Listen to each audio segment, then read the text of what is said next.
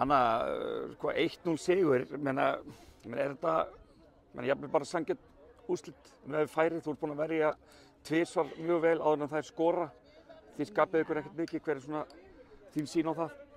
Já, þær áttu miklu fleiri skot á marki, við vorum ekki alveg nú að skapa okkur mikið.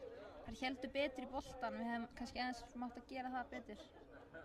Og hvað svona vantar upp á þá hjá okkur í dag heldur? Það er bara aðeins meira að róa boltanum, færa hann betur yfir. Hún er svolítið mikið að sparka honum bara fram. Já, og þá náðu ekkert að skapa neitt og... Nei, við áttum ekki mikið færi í leiknum. Og ef maður spyrja þið út í sumarið, þið lögðu upp með það, þið fallið úr bestu deildinni í fyrra, ætlið ykkur beint upp. Hvað hefur vantað upp á? Getur þú sett puttan á það? Ég finnst bara, ég veit ekki, meira svona, ég veit ekki, það er kannski aðeins meira svona, þú veist, við erum að byggja liðið upp og það tekur nokkla tíma. Já. Kannski, þú veist, meiri ákveðnari framúði, skilurðu. Þannig.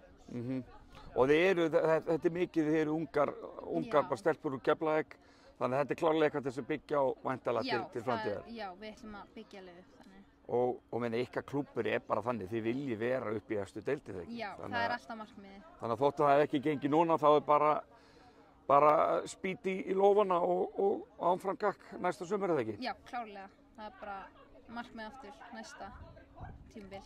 Frábært, takk fyrir. Takk.